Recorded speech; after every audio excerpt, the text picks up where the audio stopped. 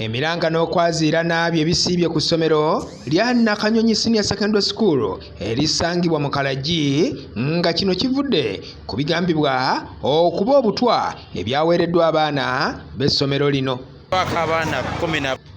Abazadde bayitiddwa bukubirire okudduka ku ssomero okulaba ekituuse ku baana baabwe era bangi batuukidde mu miranga, abalala ne bakwata abaana baabwe okubaddusa mu malwaliro nga bwe bayambibwako emmotoka ez'ambyulensi.